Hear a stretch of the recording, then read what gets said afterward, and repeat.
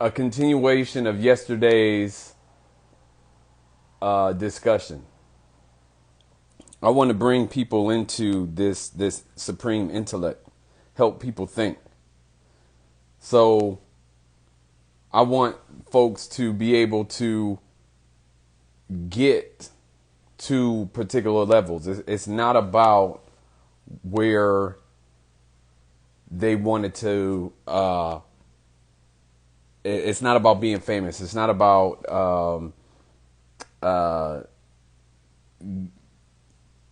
the how we can get more known. It's about really how we can get on one accord, right?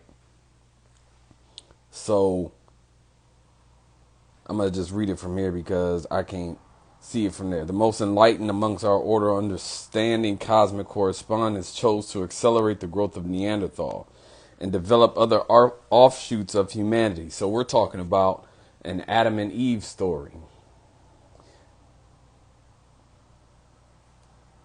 By traveling outside of the lush civilizations of equatorial Earth and spread the knowledge of universal intellect amongst those who had no knowledge of our intelligent civilizations. So we've had multiple rise and fall of civilization. Student and teacher relationships were garnered through the establishments of formal monasteries, temples, war colleges erected with great monolithic structures designed atop the Earth's magnetic grid to ensure their ability to withstand climatic changes and other catastrophes. So this process of growth, what's up there, finest? This growth, these changes, right? And I'm going to put up another picture. This was one stage which was initiated 50,000 years ago, but this was not the precipice. This continued to happen over and over and over again. And this is what I want to help us understand, right? So these monolithic structures designed atop the Earth's magnetic grid to ensure their ability to withstand climatic changes and other catastrophes which the planet has undergone for billions of years since the Great Collision which created the moon. So recently they finally published that the moon broke away from the planet 4.5 billion years ago. And with the moon having broke away from the planet 4.5 billion years ago, that the planet was in a larger, hi Judy, the planet was in this larger form. Here we go. Right. I know. I'm always trying to make people think, get outside of the box. The planet was in this larger form, and the creation of the planet was not initiated 4.5 billion years ago. So everything that we learned in elementary school and physics and evolution and all that other stuff, that's wrong. But they didn't say it that way. They just said, oh, something else happened, so now they have to rewrite the story. They have to rewrite history. But this stuff was already in the ancient texts, tablets, and tales, if you will, way before the scientists wanted to release this information. So let's go to some other stuff that I like to describe. So let's go here, right? If we're going to talk about what was taking place so many years ago, and why in certain creation stories, Adam and Eve, so to speak, there was this description of this group of people who were in this garden, this lush area, and they were gonna be cast out onto another group of people that could be a threat to them. So what we're talking about is a migratory pattern that took place a certain number of years ago, hundreds of thousands, tens of thousands, somewhere around 60,000 years ago. So what we're talking about is this interaction with Neanderthal. Now, this was not the first migratory pattern or process. So this is just something recent, because again, we're talking about different cyclical events. And this is why we have to put, let me see. This is why we have to put multiple stories together. Because if we're just focused on one small piece of the story or one small version, then we get stuck in that. There's a catastrophe cycle of this planet that scientists are aware of, that our ancient ancestors across all these parts of the world were aware of, right? Here, and look at these migratory patterns, and then look at where, let me see if I can get it corrected. You're talking about Mexico, Egypt, Cambodia. And if you look at the places where these pyramid structures were built, they are across these migratory patterns. So it wasn't that they were, in a sense, building these temple cities, these structures, and these defensive positions, if you will, arbitrarily. It was for a purpose, because they understood the Earth's magnetic grid. They understood the science of geophysics and everything that we understood in this day and time that became that remerged, right? So in the same way that the Vatican got all of the information, text, tablets, scrolls, and things of that sort and stored it underground, that's the same thing. Hey there, ambitious. The Vatican did this very same thing that these ancient temples and monasteries did. They collected the information and then they stored it. The difference between the Vatican, however, was that they forced the rest of the world to succumb to one way of thinking and one way of believing and worshiping for the sake of an empire. So again, it's a repeat. If we look at the bigger picture of things, it is a repetitive cycle of history, of human civilization, the rise and the eventual fall. What we don't realize is that we're still in the Crusades. The Crusades is just a holy war, right? So what's happening in the Middle East? The fight for dominance, the fight for beliefs, the fight for resources, okay?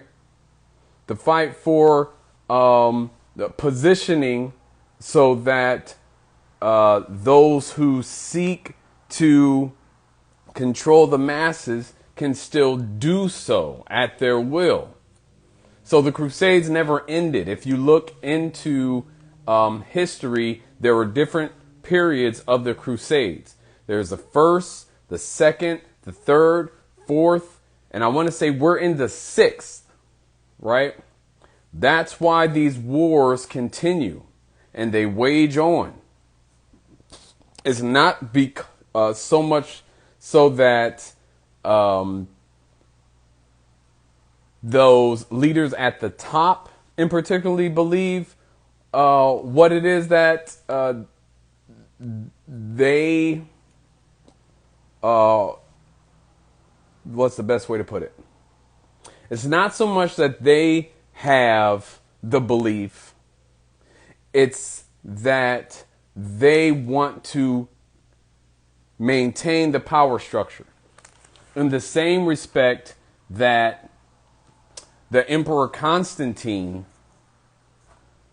took the Christian doctrine in that day and time in 332, no, that's Greek, in 362 AD, and decided to use it as a means to create an institution.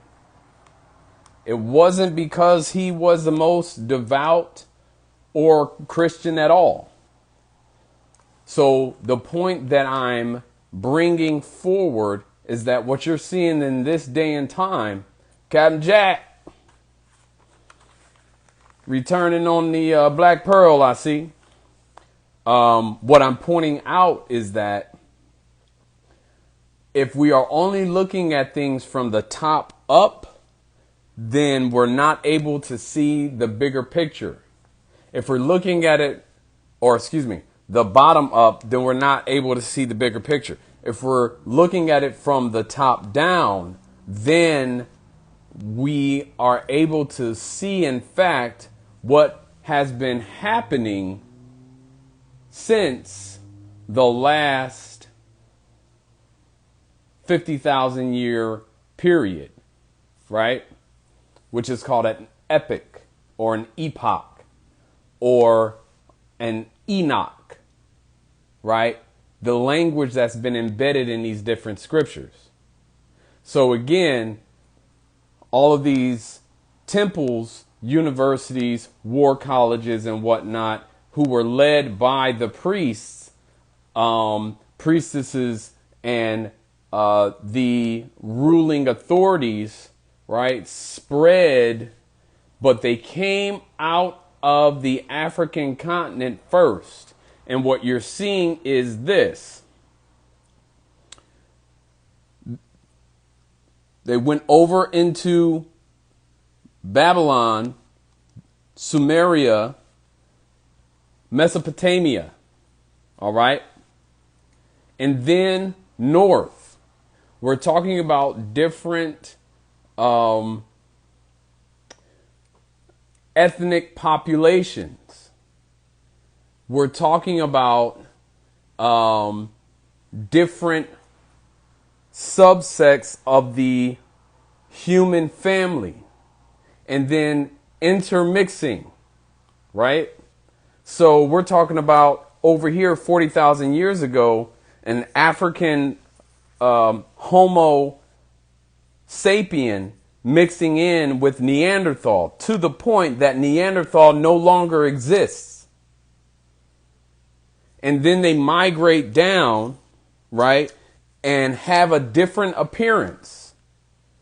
And this appearance now looks more Indo-European, appears more Arab Hindu in appearance, and they start creating belief systems, wisdom traditions, schools, spiritual systems. In Australia, you see the remnants of them, and they look very broad and strong as the Aboriginals, which is why I brought up those pictures yesterday.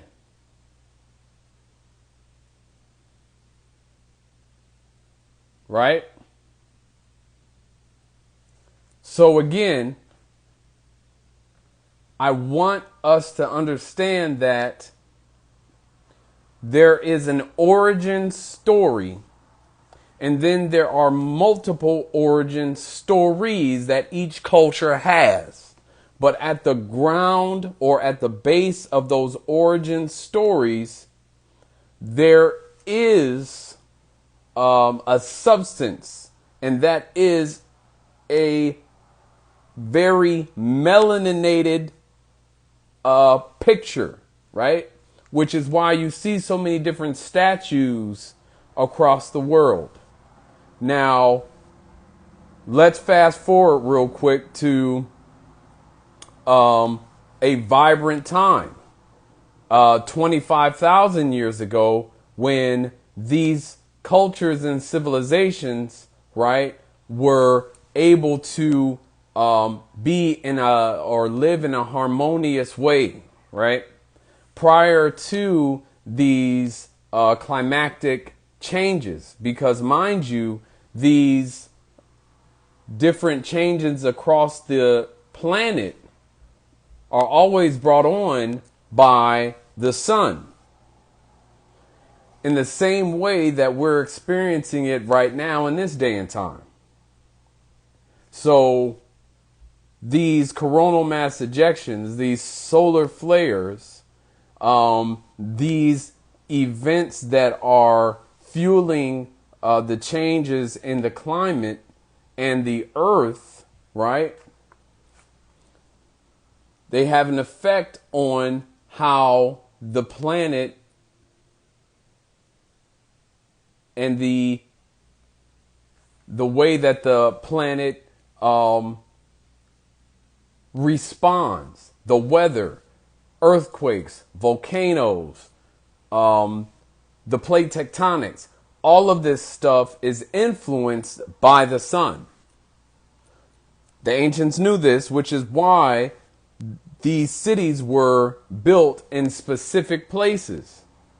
However, nothing, right? No one is without, should I say, if you're on the planet, you're going to be affected by the things that happen on this planet. So just in the same way that those original migratory patterns began out of South Africa because that great deluge which took place 250,000 years ago, when the planet shifted and all that sediment buried the cities at that particular time, causing for great migrations to take place and other civilizations to have to restart, right? So then it happens again at another 50,000 year cycle. MJ. So when these things take place, we have to shift right along with nature. Where we're at right now, again, we have to shift with nature. Otherwise, some people don't make it. And our intellect has to improve as well. So, if you're following me, let's make a little bit more sense, right? Why are the pyramids? Why are these other structures on the planet built in particular ways? These charting systems, right? The dendera within these are ancient temples, or at Teotihuacan, if I'm saying that right, in Mesoamerica. So the point that I'm making is that these were our charting systems. Then, right, using the supreme mathematics in that day and time, and geophysics. The Dogon tribe in Mali charted according to the Sirius system, right? And everybody hears about the pyramids at Giza, Sneferu, and whatnot being aligned according to the Orion constellation in Siptu. So again, we've had this superior intellect across the globe, and you even see some of it replicated in different, Will is back, replicated and duplicated in different parts in Europe once we arrived there to bring civilization. Once the African population, civilization decided to take these monasteries and temples and, if you will, war colleges, right? Because not every tribe or portion of humanity was peaceful. So when you speak of or read that in the Bible, most importantly, then Cain had to receive a mark, or they would refer to Neanderthal as the beast of the field, right? Or you would find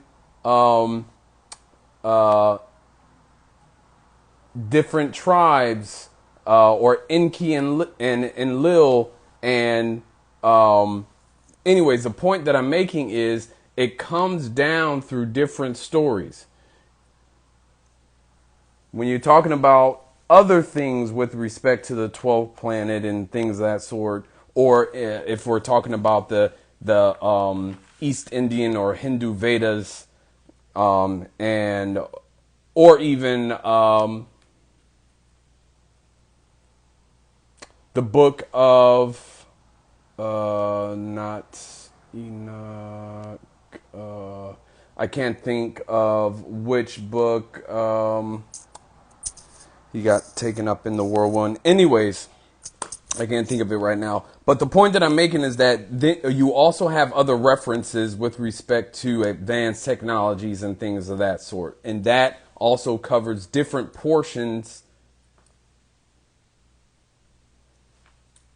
within what was taking place at the most advanced stages in those portions of civilization in that day and time. It, however, was not the spooked out ideas that we like to believe it to be, that we were being greeted, right? It was us creating, right? Such as the Tower of Babel. Okay? us trying to get into heaven. Okay? Which I find very interesting. So the point of all of this is putting science, religion, spirituality into an understandable context so that, number one, we can demystify, get out of these fear-based areas and help ourselves move into a space of opening our minds up to this supreme intellect, right?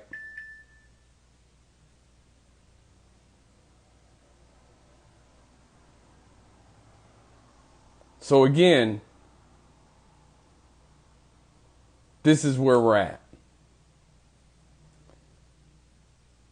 Where we're at in this day and time is being back at having our minds open up to receiving this universal consciousness, this supreme intellect, our ability to interact with higher states of consciousness. However, when we again are affected by these difficult circumstances and situations, when we're only able to survive, we aren't able to shift our minds into an area or space of actualization. And that was the idea behind psychology, right? If you don't have your basic needs met, then you're not able to step outside of basic survival and reflect and engage in the process of introspection, right? Because introspection and being able to put your mind into a space of meditative reflection is really where you are sorry, I'm getting text messages. Really where you're able to bring this collectiveness into your mind and receive, right? Because that ability to receive and communicate across the vastness is what this third eye, where we left off yesterday, that's your supreme ability in an awakened state. That awakened state is what's most important. It's not using the pineal gland to try to have these altered visions and different states of consciousness with respect to, say, for instance, what happens when you're on a psychedelic trip. It's being able to willfully make a conscious choice that is going to produce an outcome. That is what's most important. It's not escaping into some fantasy or fictionalized reality, which is what substance abuse is. Which is why it's such a good market, a billion-dollar market, and really what has been the primary scapegoat for the worldwide economy and the banking system. If anybody can kind of grasp what I'm saying here, but I won't dive too deep into that. So, going back,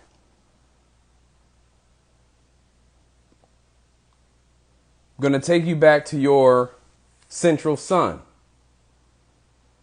Your central sun is just like the external sun. It's going to vibrate. It's going to have these it's going to create these fields of energy. And it's going to interact with the fields of energy. Go deep. What do you mean go deep? You said okay. With respect to okay.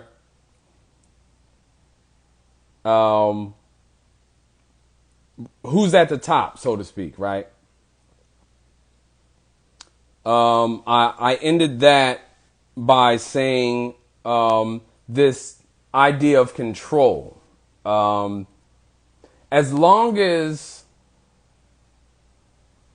the perception is controlled, perception creates reality, right? This is how powerful the human mind is. And those who create perception. I'm going to let you know what magic really is. Magic is not the casting of spells in the, the Harry Potter, Papoon, all this stuff that you see on TV. Magic is saying this. Because you have to perform this particular ritual, you cannot move forward with your life and marry, unify, disunify, or even, say for instance, eat at a certain time because you have not said this particular prayer prior to the sun going down. Now you'll starve. That's magic. And you have to perform that ritual in order to come out of that, and now you're free. That is the psychology of religion. And for those who are placed within that particular institution and it expands throughout society, you have become spellbound into believing that if you step outside of it, something will happen to you. Fear. It actuates your endocrine system. It's emotional. It's hormonal. It will cause for you to respond behaviorally. And for those who don't understand, who cannot control it, it rules individuals' lives as opposed to those individuals being able to rule themselves. It is not to say that religion is bad. It is how those allow particular ritualistic systems to maintain a level of mental and emotional control over their minds and not allowing them to progress in their lives. And so they stay within the mundane systems around them, never being able to see their great potential.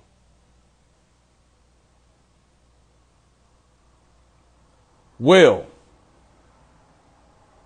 How deep is that?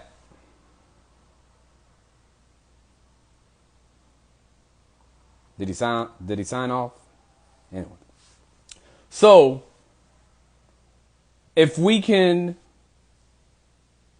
really deprogram ourselves or reprogram ourselves and understand that there is a science to each and every one of us with respect to our DNA algorithms. Being able to see that, like a computer, we can upgrade ourselves, upgrade our thinking. We can remove particular stigmas, beliefs, right? Let me bring this up.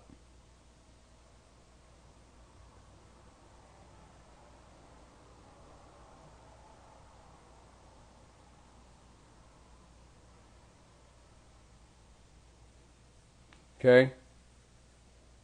Your brain your brain is a reflection of nature. Your body is also. So when I speak of existence, what I'm saying is that we're all created in patterns of nature, which means that you can disconnect from these things which you falsely believed in because it wasn't truly real. I'm going to say it again. Some things aren't real. They're only real because you decided to fall in love with it. That's called attachment. That's psychological. It's not tangible. You have to move fear. You got to move away from fear. You have to understand that you are not going to be punished. That yes, there is something that says, you know, what goes around comes around. Yeah. But it's not with respect to a God being waiting for you to fuck up. Excuse my English. It's not the parental relationship that you've experienced in your life. You're not going to get an ass whooping. Okay? You can go and say and do, and you can live your life without the fear of retribution. Experience life. That's what it's here for. Because, let's say this way. You don't have access to food because you're being rewarded. In the same respect that you didn't get a flat tire because you did something bad. You got a flat tire because something punctured your tire.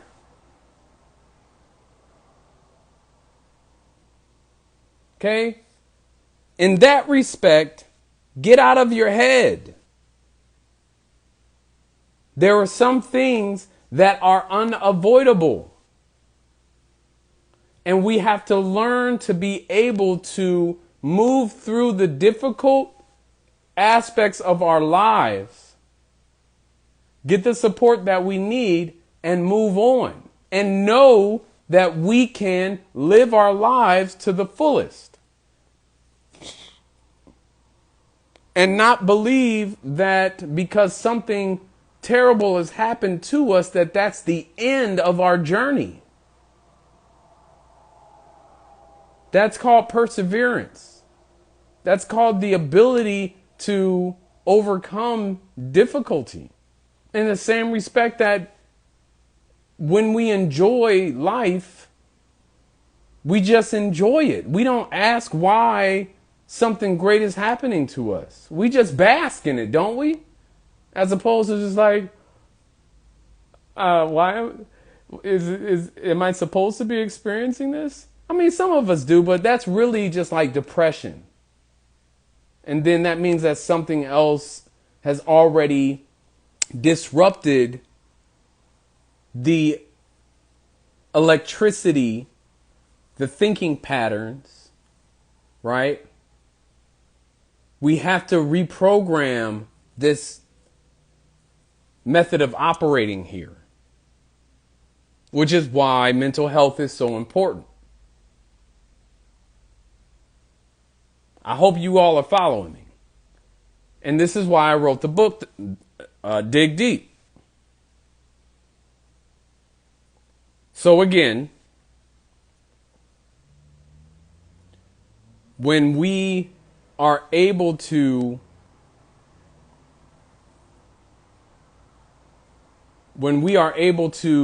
see ourselves as a smaller portion of the larger whole, right? When we're able to just bring it down a notch and not overthink our lives, the journey gets a little bit simpler. Okay? Not overextending ourselves to the point that we are burning out, and we give ourselves time to reflect. We have to heal those areas of pain, discomfort. Nunya, hola. Pain, discomfort, right? Broken relationships. Otherwise, we get stuck in what's called a negative feedback loop. And this has everything to do with what I like to call correspondence. Has everything to do with human civilization's rise and fall in those patterns. We hit a decline. It happens. It is inevitable. Where we're at now, we're on a rise.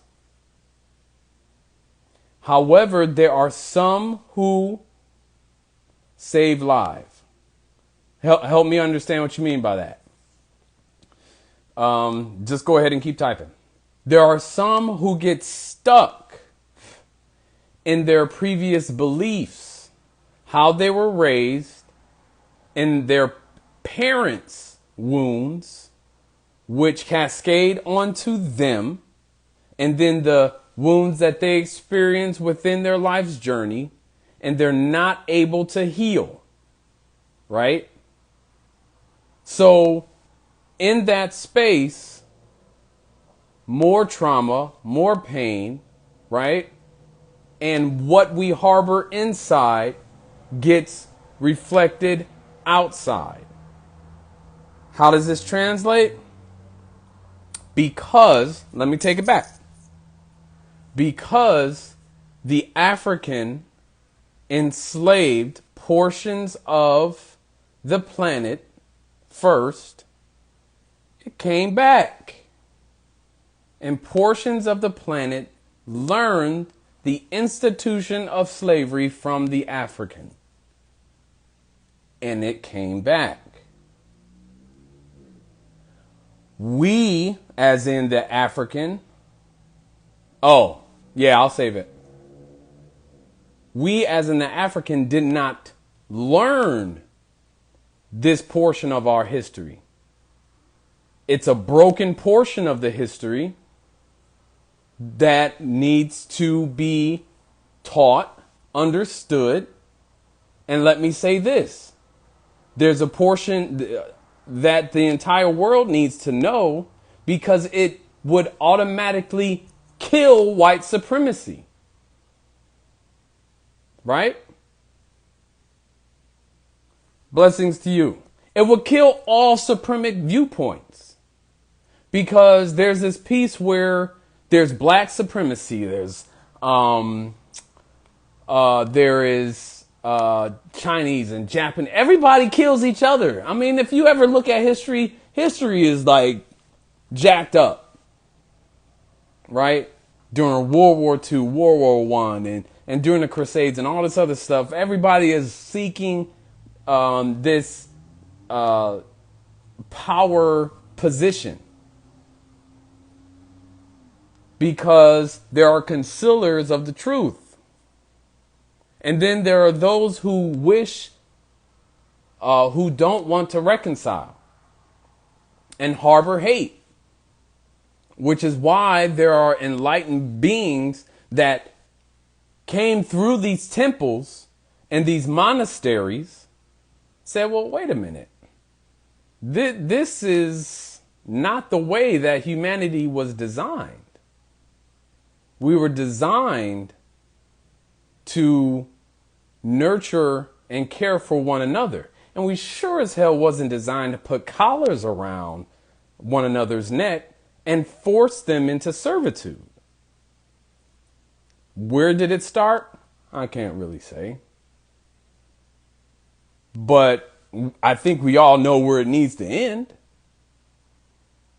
But it ends with loving yourself. And if you can see yourself as something that deserves love, someone that deserves love, especially in a space in the past where you wanted love but were denied it, why would you then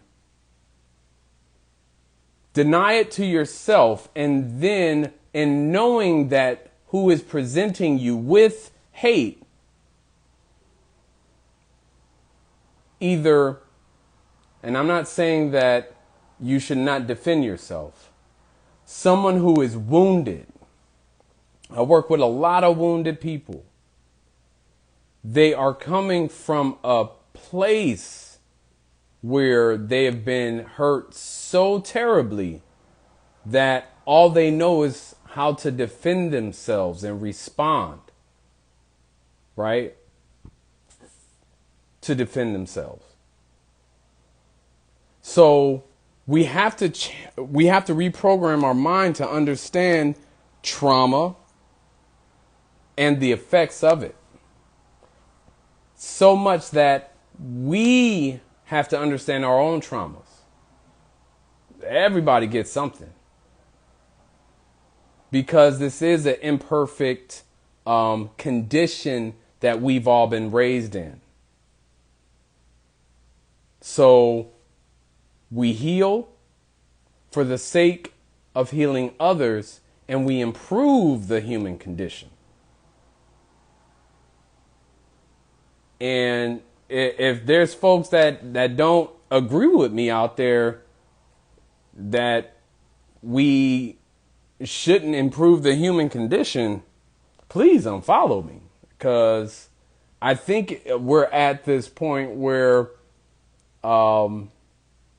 there's too many people dying at the hands of others. It's too many people who desire to kill others for the reason of hate or because of retaliation, or the desire to get that get back. And I can't support that. Now, nobody's going to be running up in my house. In all honesty, I know both sides. I mean, warrior priest is like my title. But I'm not going to go and take that into the world. We are all one race. However, in our warped belief systems, humanity is what grew out of this planet, right? And here's what we don't recognize.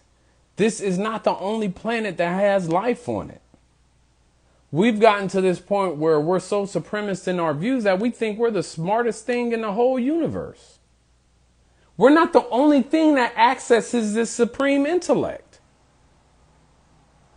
Right? If we came back from this great catastrophe only 50,000 years ago, or there were some who were able to get off planet prior to 50,000 years ago, or a couple million or whatever, and we're talking billions of years. Yeah. There are some advanced intelligences out there that we might interact with, or that have already been interacting with us, and it's not looking like how they portray it in the movies. We very well may have these genetic strands within our own DNA, and it expresses itself in the movie. So there are pieces of our history that isn't discussed, or that we don't learn about, in the same way that now all of a sudden they want to start saying and teaching that the planet is older than 4.5 billion years, because there was a large celestial body that crashed into the planet that broke the moon off of it. And go look up at the scientific literature. All right. So again, this is where we're at. I think I've taken up enough of you all's time. This is MarcusBanksbey signing off, because I've been around the block and been around the world. And I'm a learned wisdom teacher, but I'm also a student. I never shut my mind off to, should I say, improving my mental processes.